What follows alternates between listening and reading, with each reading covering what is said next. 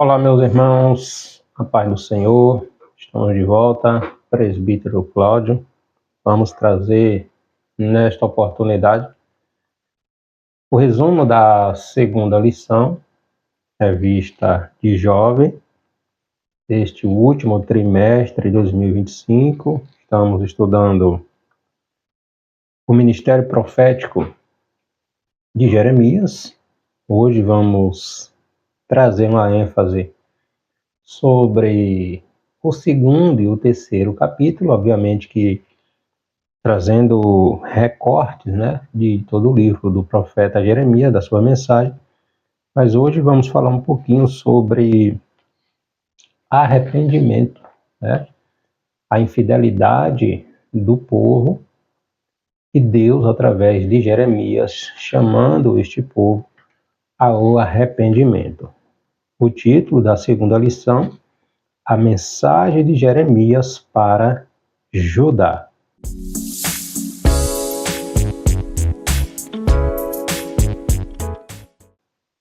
Nosso texto principal é o capítulo 2, versículo 4. Ouve a palavra do Senhor, a casa de Jacó, e todas as famílias da casa de Israel. Resumo da lição: Jeremias chama Judá ao arrependimento e alerta sobre a disciplina que receberia como fruto da desobediência e afastamento de Deus. Caso não houvesse arrependimento sincero, a disciplina foi um tanto amarga, a disciplina viria, certo? Os objetivos dessa segunda lição: apresentar a palavra profética enviada a Judá por intermédio de Jeremias, explicar, pontuar a dura advertência divina a Judá e pontuar, destacar o chamado ao arrependimento anunciado por Jeremias.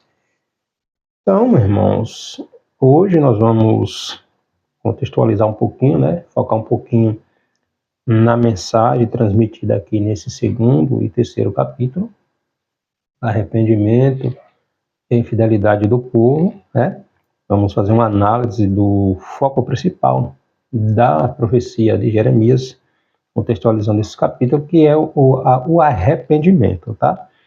Essa era o fundamento da mensagem de Jeremias.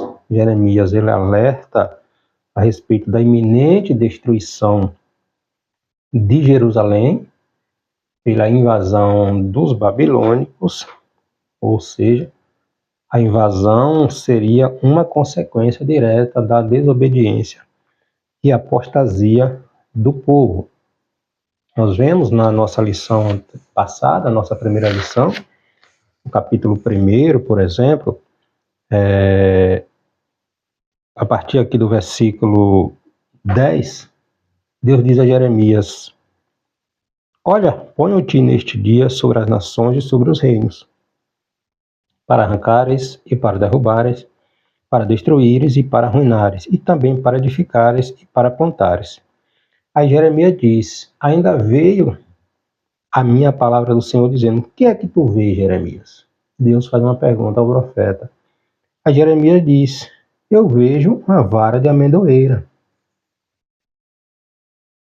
Vejo uma vara de amendoeira. Aí Deus diz: viste bem, Jeremias, porque eu velo sobre a minha palavra para cumprir. Ou seja, Deus cumpre a sua palavra, e nesse contexto aqui Deus tinha pressa. E a sua palavra aplicada aqui a esse contexto aqui da nação de Judá se cumprisse rápido.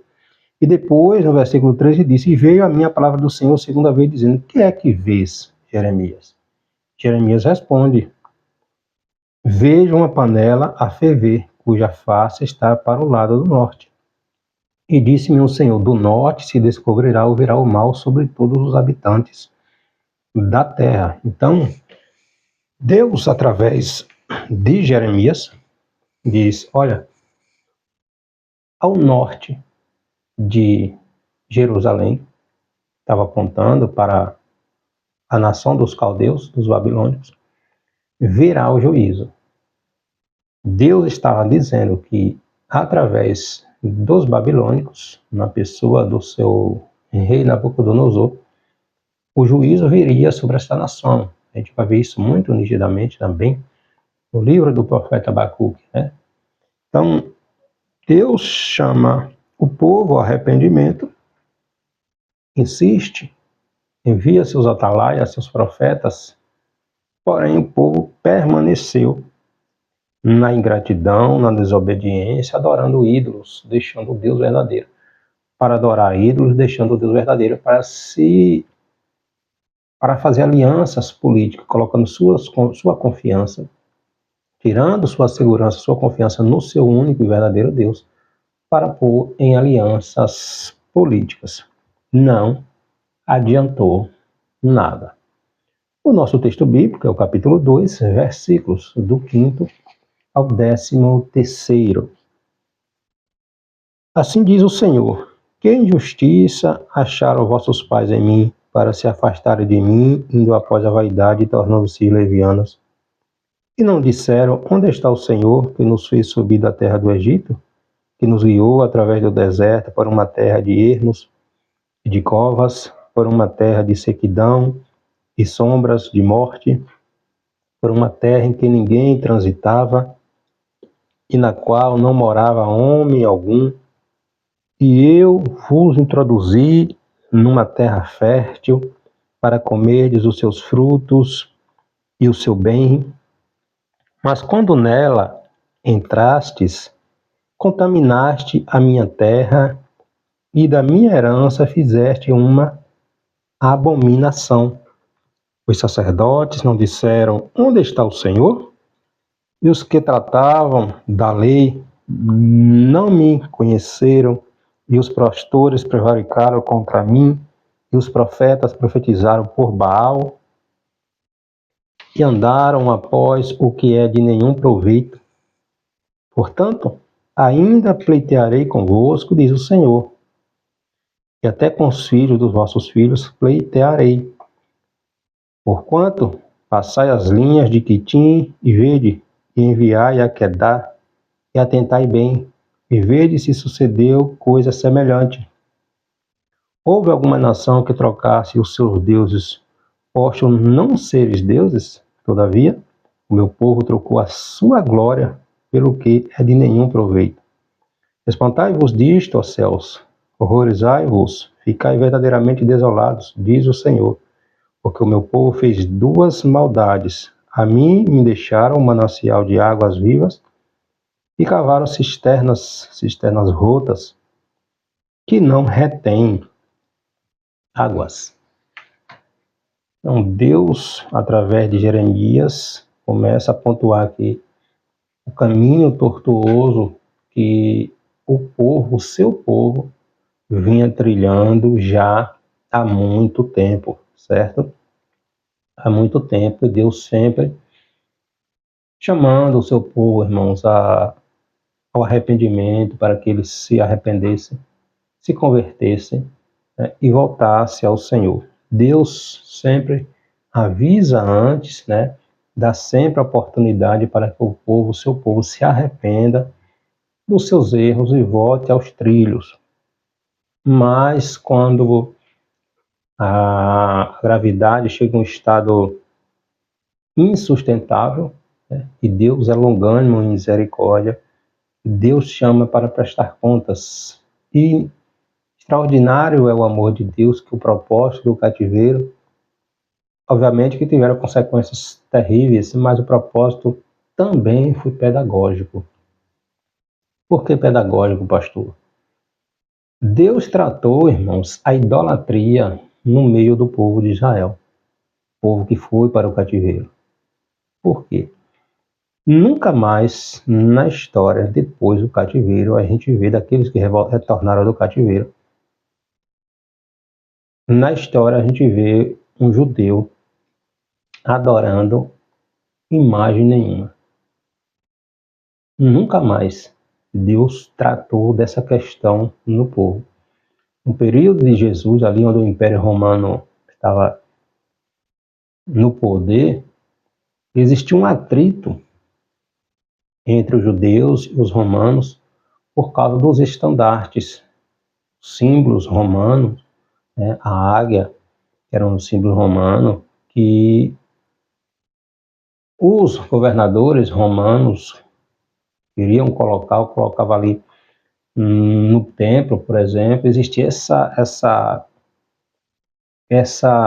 intriga, essa confusão, essa situação desagradável, porque os judeus não aceitavam imagem nenhuma em Jerusalém, porque Deus cuidou, Deus tratou dessa questão no cativeiro babilônico. Então, quando Deus chama para o conserto, para prestar contas, é para ensinar também, né? É pedagógico. Então, isso nos deixa uma lição. Infelizmente, foi a duras penas, foi da maneira mais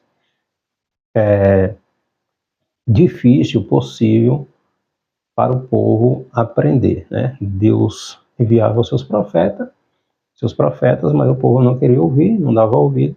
Então, precisou ser de uma forma mais difícil.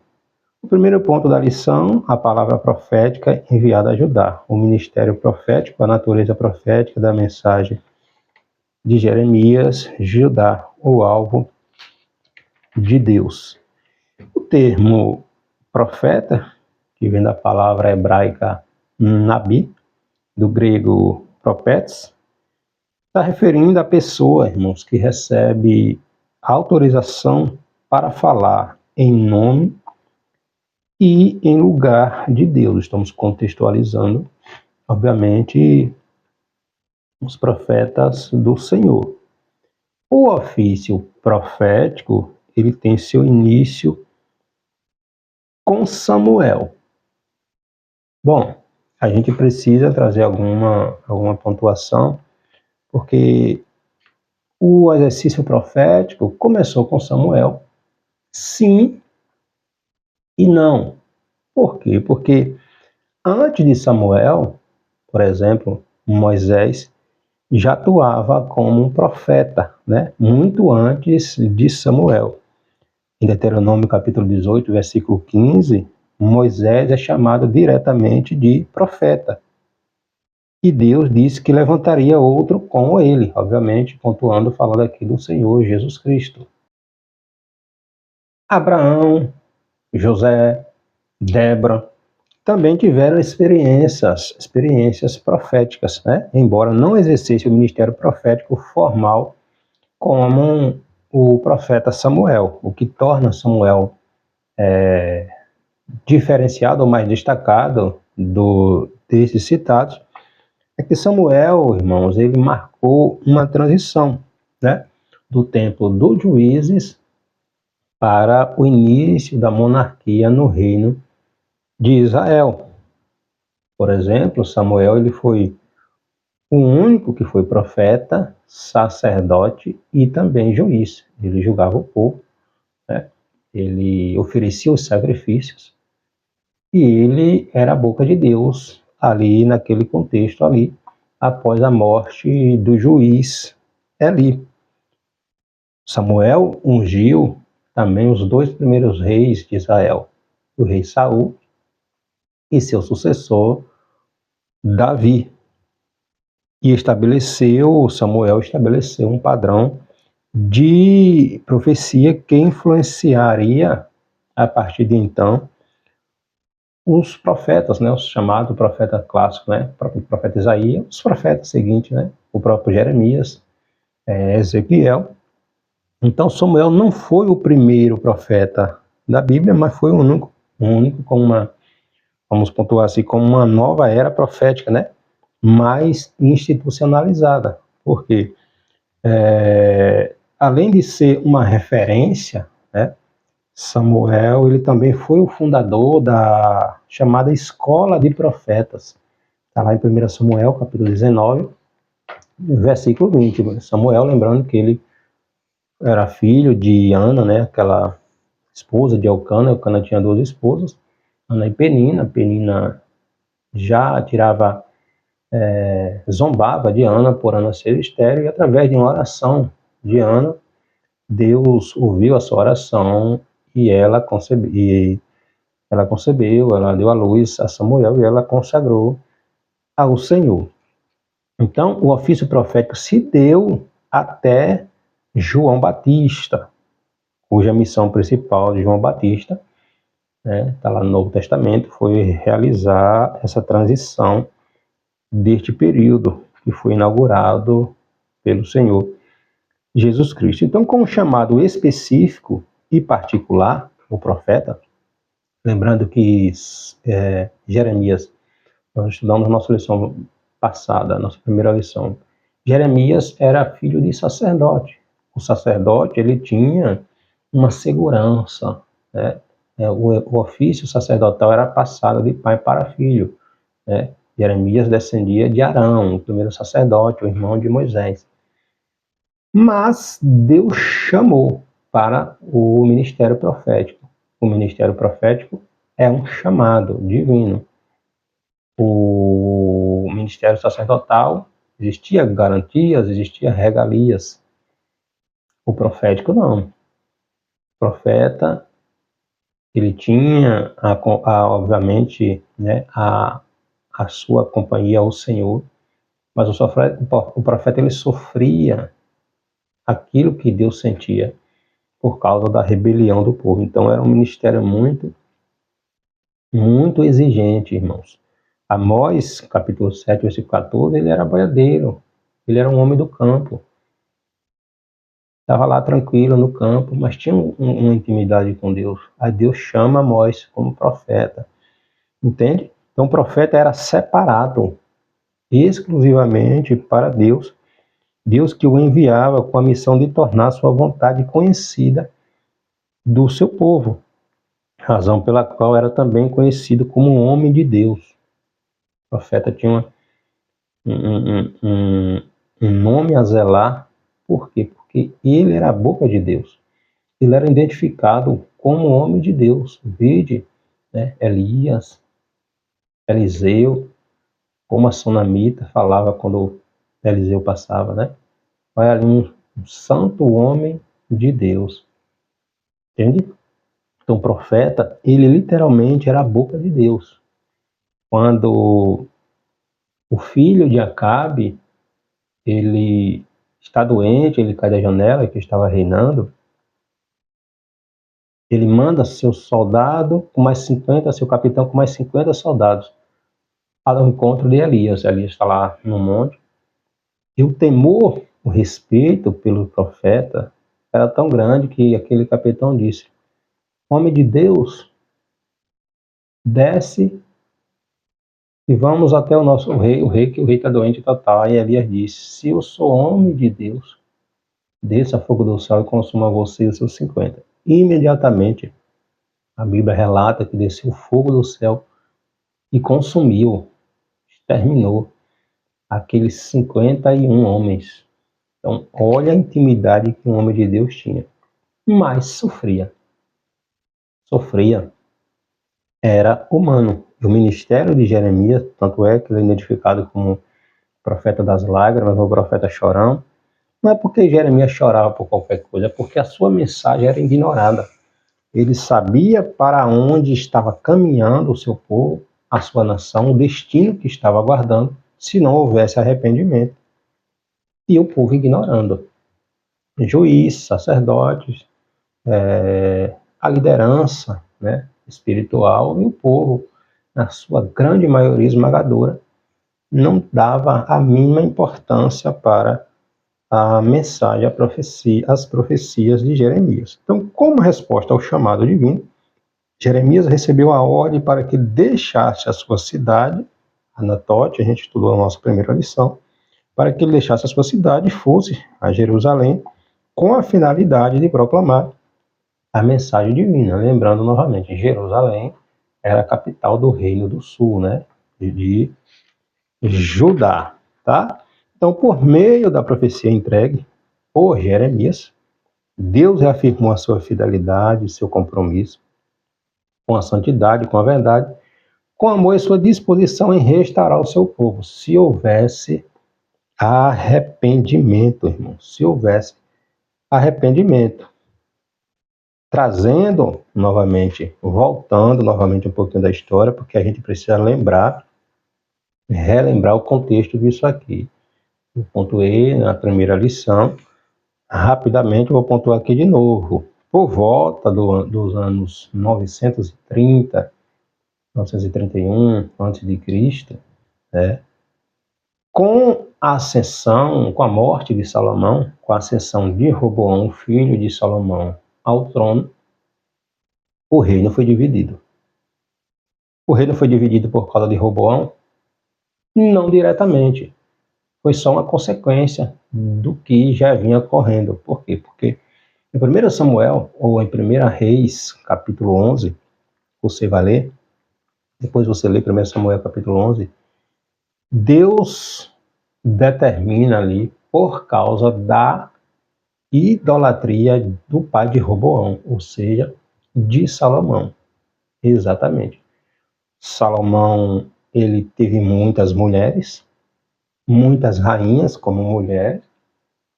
Essas rainhas vinham de suas nações, trazia seus deuses, sua cultura, seus costumes.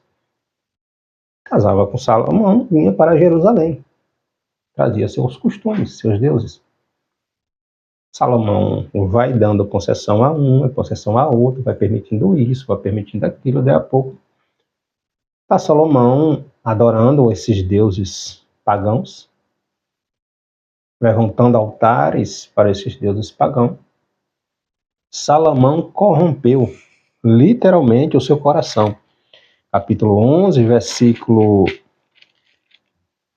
11, diz assim: Assim diz o Senhor a Salomão, pois que houve isto em ti, que não guardaste a minha aliança e os meus estatutos que te mandei, certamente rasgarei de ti este reino e o darei a teu servo.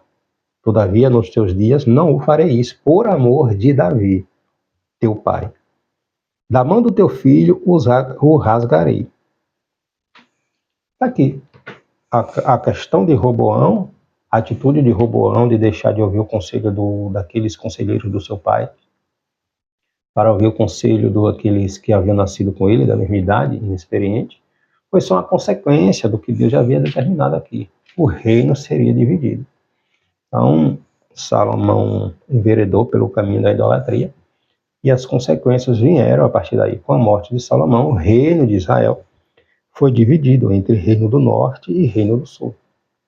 Reino do Norte, também chamado de Israel, sua capital primeiramente foi Siquém, depois passou a ser Samaria. Começou sendo governada por Jeroboão, era um servo do serviço, né, de Salomão. Jeroboão passou a reinar sobre as 10 tribos e, pasme, o Reino do Norte teve 19 dinastias. Um rei pior do que o outro. Um rei pior do que o outro. O ápice foi Acabe, né, com a influência da sua esposa Jezabel. O Reino do Sul tiveram reis bons, né?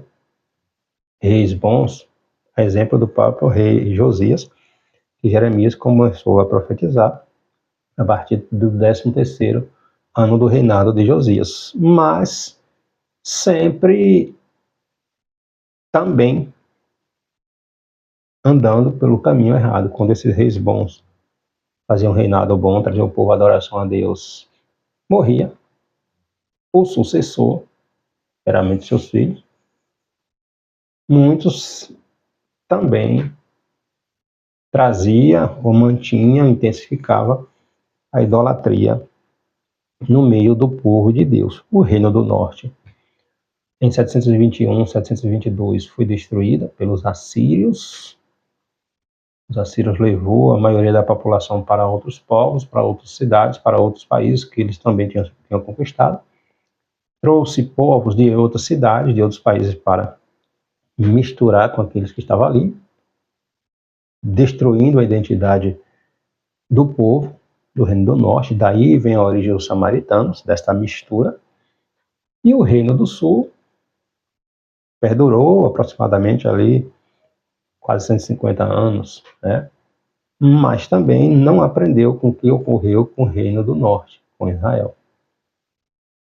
O castigo veio também. Então Jeremias nasceu durante o reinado do ímpio rei Manassés. O rei Manassés chegou a sacrificar, oferecer seus filhos a deuses pagãos. Jeremias nasceu durante o reinado de Manassés, né? E no reinado, Manassés teve seu filho Amon. Com a morte de Manassés, Amon começou a reinar, também praticou coisas terríveis. E o filho de Amon foi o rei Josias. Foi Josias. Josias foi um bom rei, né? Mas esse bom rei Josias não conseguiu exterminar por completo a idolatria no meio do povo. Com a morte de Josias, voltou tudo e voltou pior. Jeremias, ele começa a profetizar a partir do 13º ano do reinado do rei Josias. O segundo ponto da lição, a dura advertência divina, a ira de Deus, uma palavra de condenação às causas da condenação. Desde que foi chamado por Deus, Jeremias estava ciente de que, se por um lado a sua mensagem seria de esperança, se houvesse, obviamente, arrependimento, por outro lado, ela seria de advertência, de exortação a um povo que havia escolhido se afastar de Deus. A ira de Deus é a manifestação da sua repulsa ao pecado. Por quê? Porque o pecado é uma afronta à santidade de Deus. Desde Gênesis, quando Adão pecou, houve o quê? A divisão, a separação. Por quê? Porque a desobediência a Deus é uma afronta, né, à santidade de Deus.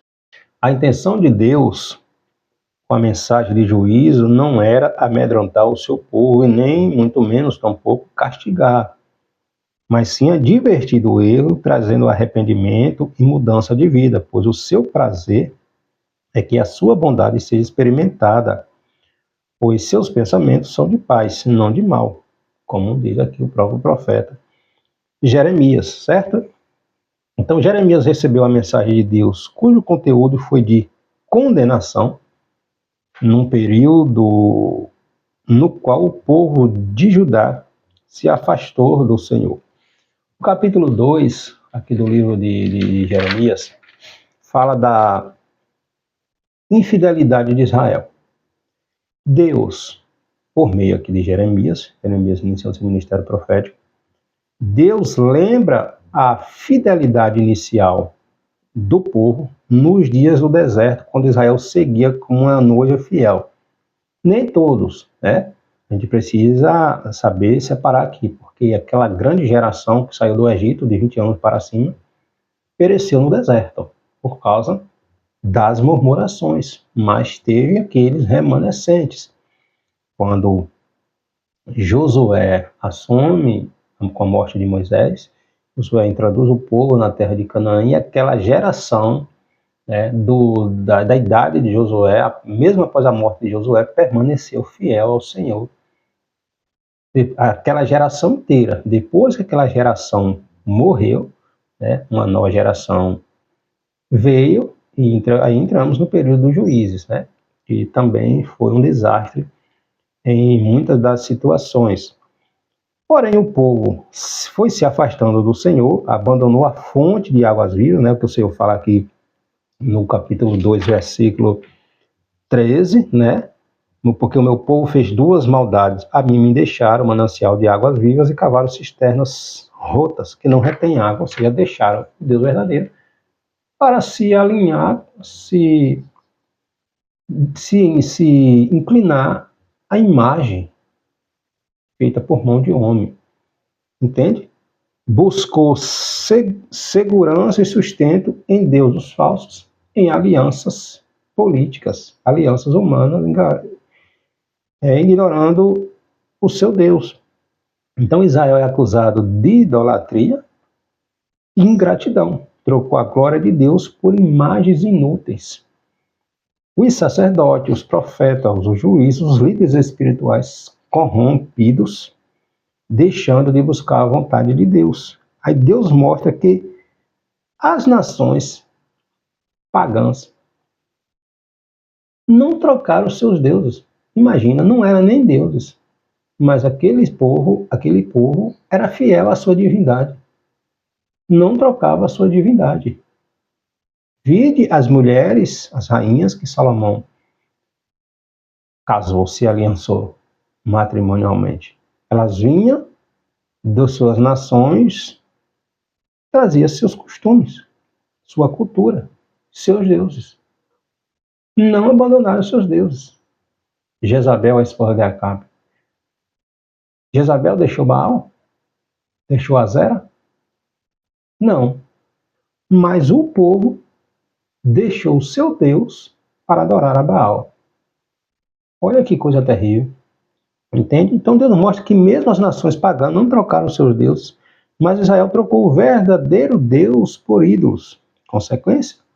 O afastamento de Deus trouxe vergonha, opressão e escravidão, né? Espiritual, física, né? Porque foram levados cativos. Então a infidelidade a Deus, seja por idolatria ou por autossuficiência, resulta em vazio e em destruição. Só o Senhor é a verdadeira fonte de vida. Então esse capítulo 2 ele fala da infidelidade de Israel, é uma denúncia da ingratidão, da idolatria do povo do Senhor, enquanto os demais povos mantinham-se fiel a seus deuses, que nem Deus era. Israel, que tinha o Deus verdadeiro, que era para dar exemplo aos demais povos, deixou-se influenciar e fez coisas piores do que essas próprias nações. Então a mensagem entregue a Jeremias era uma forte acusação contra Judá, que a semelhança de uma esposa infiel, capítulo 3 fala isso, traiu o seu Deus. A dor é o sentimento do próprio Deus, né, diante da indiferença do seu povo. Daí o aviso divino de que castigaria Judá. Se não houvesse arrependimento, o castigo viria. Então, Jeremias, relembrando, ele profetizou durante os últimos 40 anos da história da nação de Judá. Quando a nação de Judá foi destruída pelos babilônios, Jeremias foi levado contra a sua vontade para o Egito e ainda profetizou lá no Egito durante aproximadamente 5 anos. Ele morreu no Egito. As causas da condenação, Deus não tem prazer em fazer o homem pecar ou sofrer. Por outro lado, o Senhor não hesita em corrigir o seu povo. Deus corrige quem ele ama. O pai não chama o filho à atenção, não corrige, não orienta. Se o filho permanece sempre na desobediência, o que o pai vai fazer? Entende? Então, Deus corrige o seu povo, inclusive pelo sofrimento, como foi o caso aqui, né? Ou enveredar por caminhos tortuosos e contrário à sua palavra. Era o seu povo. Era o povo escolhido. Deuteronômio, capítulo 19, versículo 6 está lá.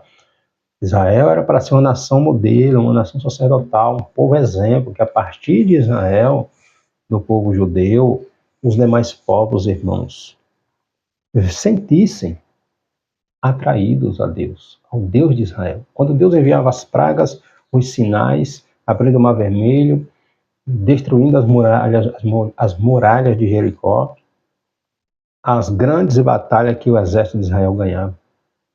Era Deus mostrando, não só para Israel, mas para os demais povos, dizendo, ó, eu sou Deus, não existe Deus igual a mim.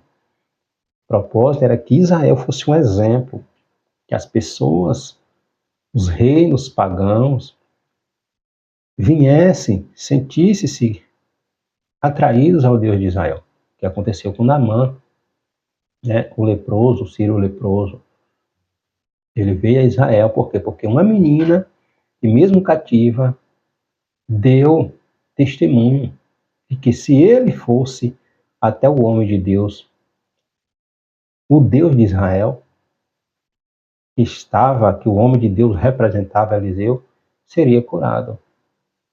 Entende? Então o propósito de Deus sempre foi nos trazer de volta a ele. Então não há condenação divina sem causa. Não há condenação divina sem causa. Deus sempre nos alerta antes. A idolatria foi a principal razão da condenação anunciada por Jeremias, mas lembra também que houve um longo caminho de ingratidão, de indiferença, de afastamento do Senhor. A gente trouxe esse exemplo, pegando lá de Salomão, né? Entramos no período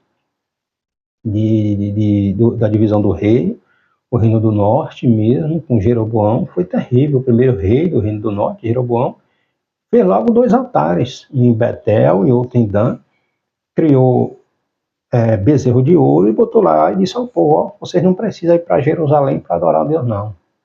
Quem tirou vocês do Egito, quem cuida de vocês foi esse Deus aqui. Então, o primeiro rei já foi um desastre.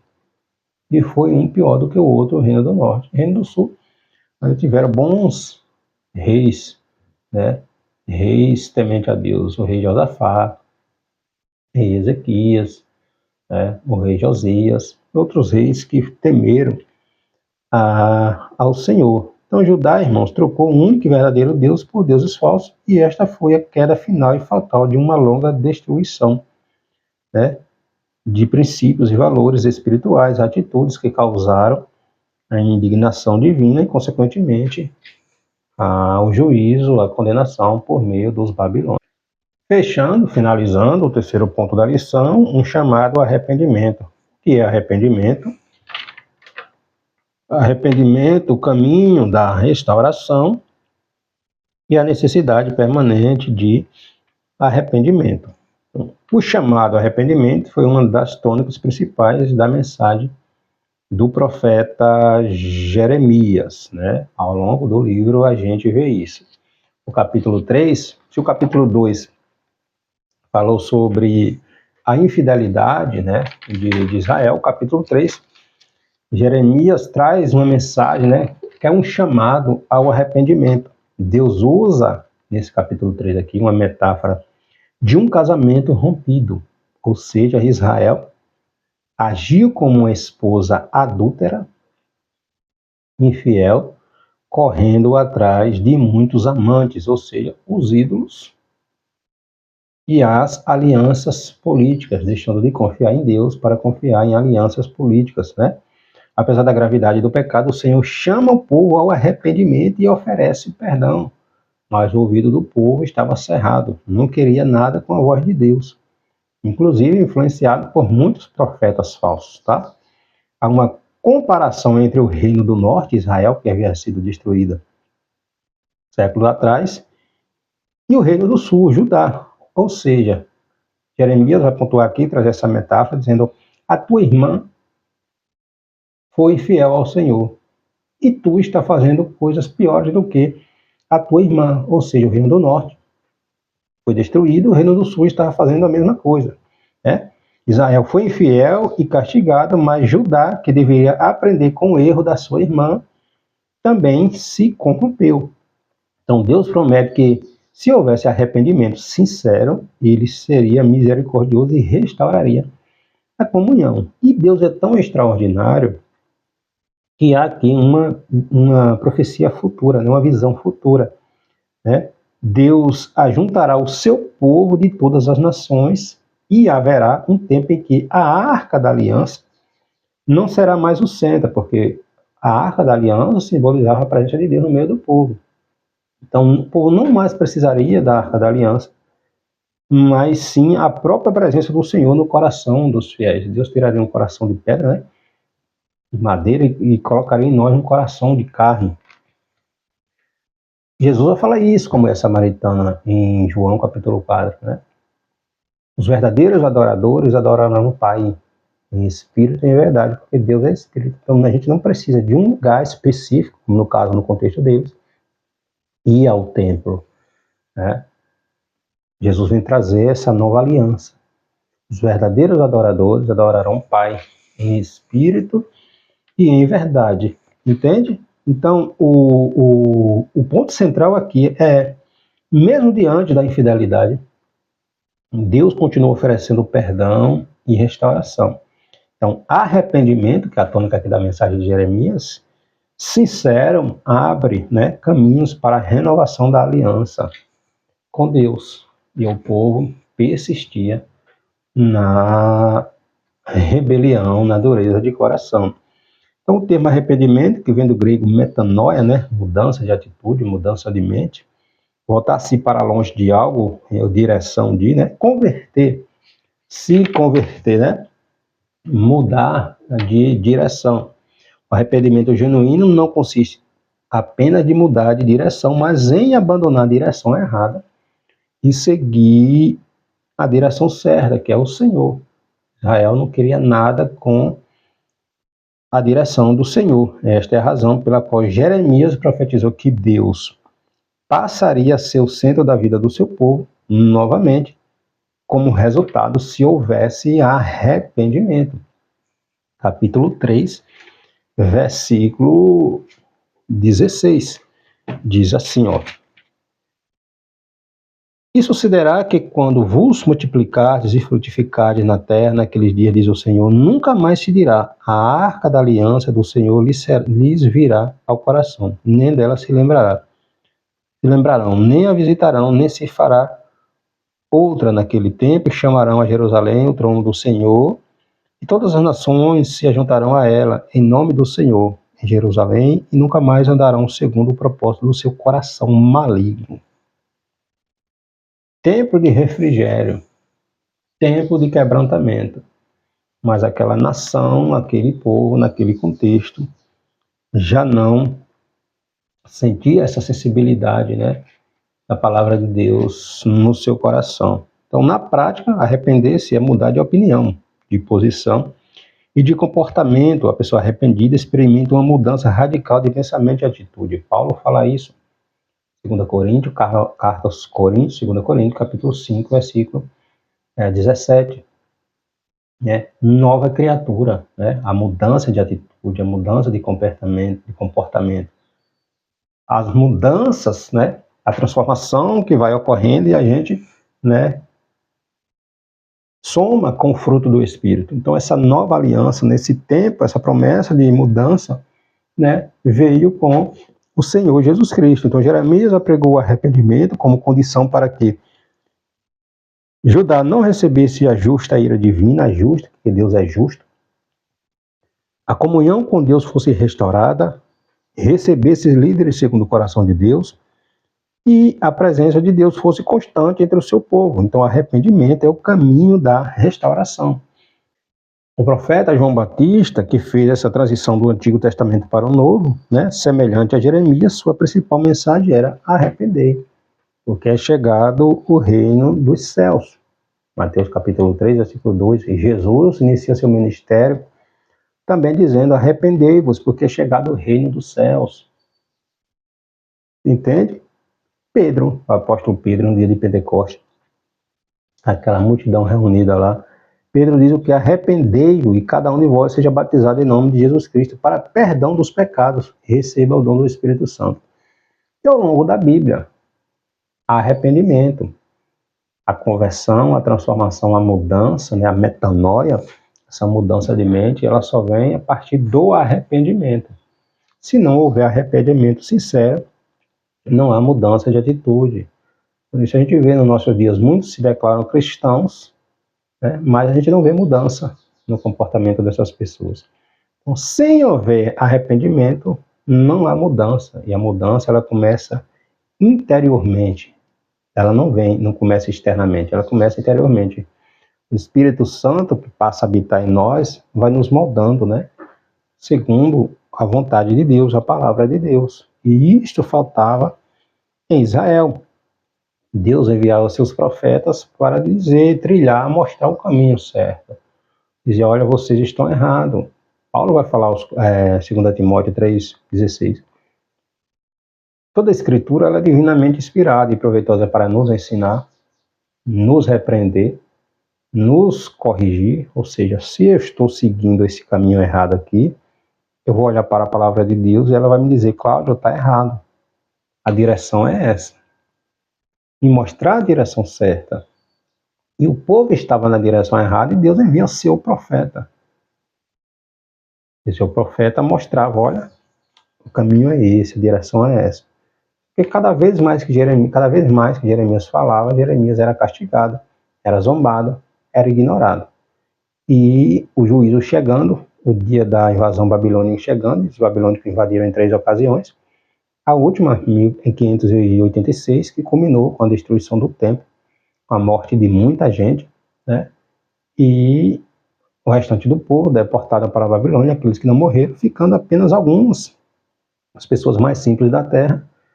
E essas pessoas mais simples da terra, houve uma rebelião ali, né? Também assassinatos, e com medo de uma terceira, de uma quarta e fulminante invasão dos babilônicos, fugiram para o Egito e levaram Jeremias forçado. E Jeremias ainda profetizou durante aproximadamente 5 anos ali no Egito e morreu profetizando lá no Egito. Então, irmão, sem arrependimento não pode haver transformação. Que Deus te abençoe.